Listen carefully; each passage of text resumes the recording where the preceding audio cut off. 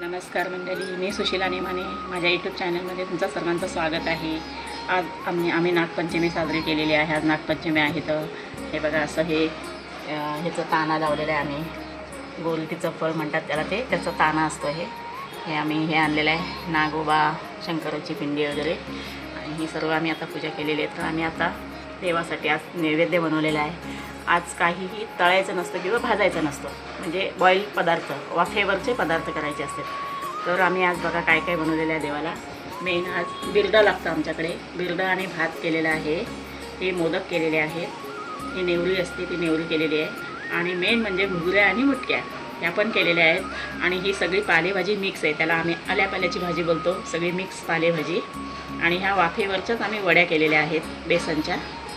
आणि ही मिरची भरलेली आहे, दूध आणि लोणचं. तुम्हाला सर्वांना नागपंचमीच्या लाख लाख शुभेच्छा.